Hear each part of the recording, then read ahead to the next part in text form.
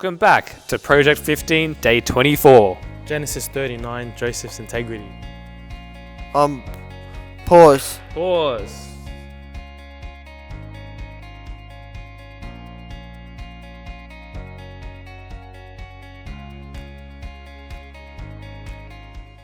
G'day teenagers.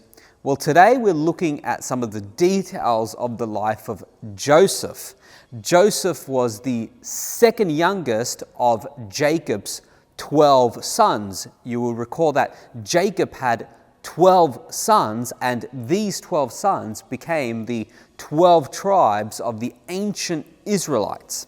And we're looking at the life of Joseph, not to highlight the fact that, wow, isn't he a top bloke? But we're looking at his life because we're seeing how God fulfills the promise that he made to Joseph's great-grandfather, Abraham. Remember, God comes to Abraham and gives him that promise that he's going to turn his descendants into a great nation, and this nation will be his chosen people. And from this nation, he has a great plan to bless people of all nations.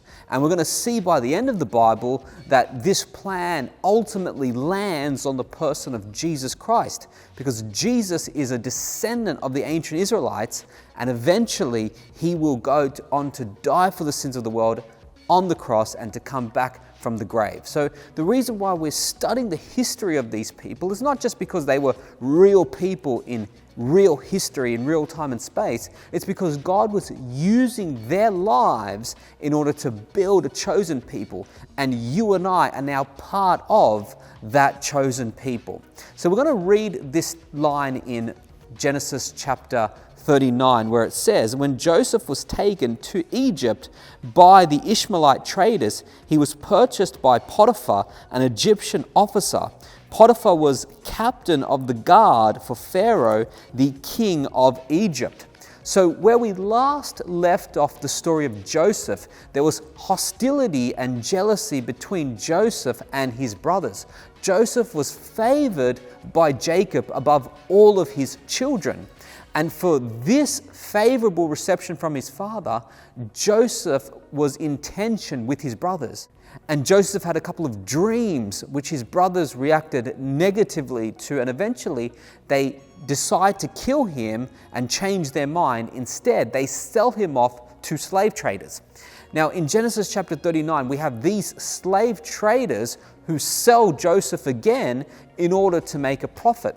And he winds up being a servant or a slave in the household of Potiphar, who is a very, very important administrator in the Egyptian Pharaoh's household.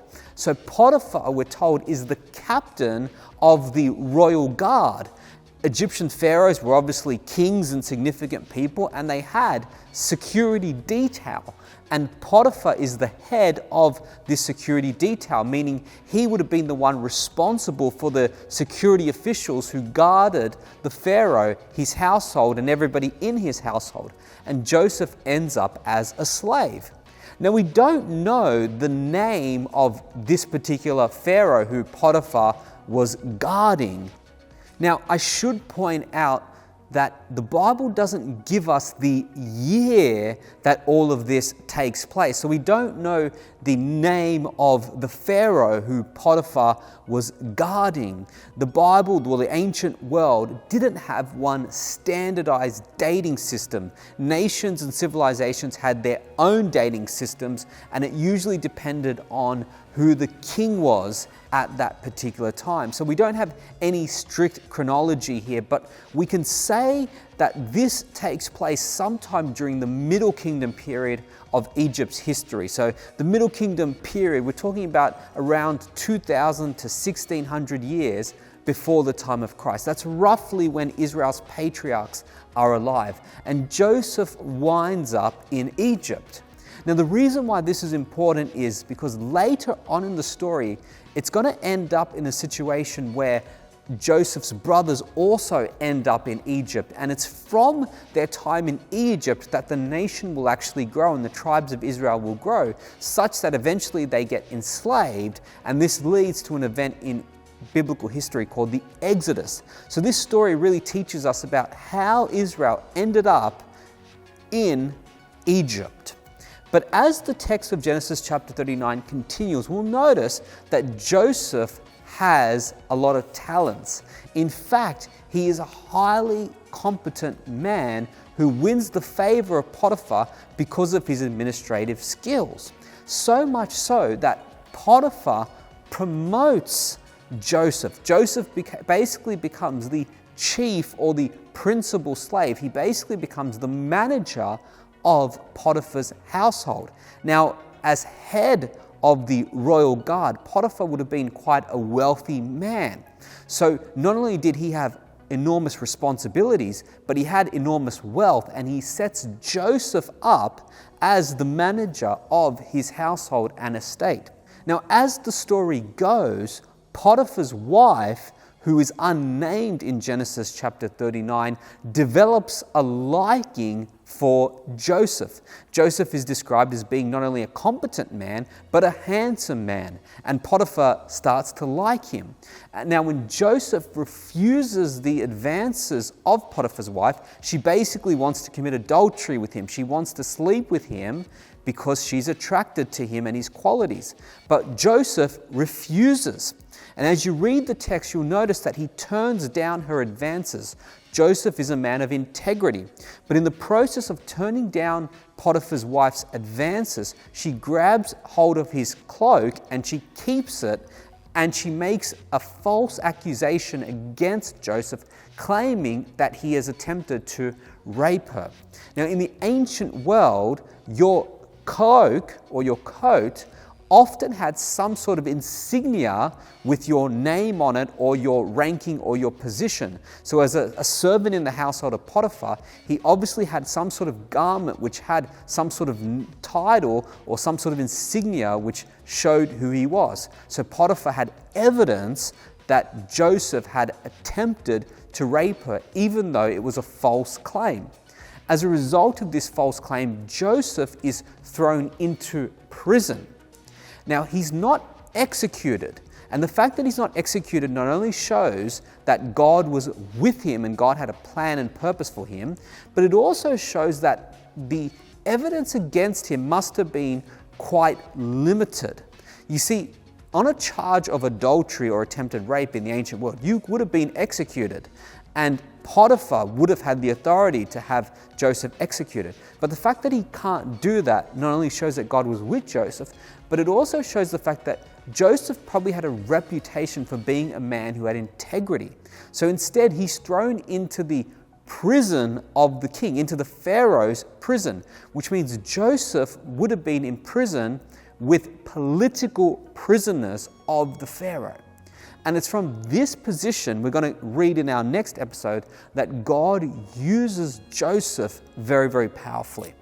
Now, how might we apply a story like this, teenagers? Because remember, the point of us reading about these lives of some of these patriarchs isn't about talking about them for the sake of talking about them. No, it's to show that God used these people to build a nation, to build His chosen people.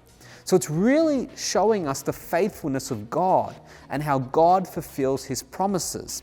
But the way I want you to apply Joseph's story today is to recognize that very, very important point. Joseph was a man who stood out because of his integrity. Joseph was a man who had a good moral fiber and who had a good character and who had integrity. And that's important, teenagers. We live in a world which is hypersexualized. We live in a world where pornography is rampant, people sleep and have sex outside of marriage. But the Bible teaches us that one of the most important parts about our character is our sexual ethical system. We are faithful people who don't watch pornography, who recognize that sex is designed for the marital parameters between a married couple of one man and one woman. And Joseph is a person who honors the Lord.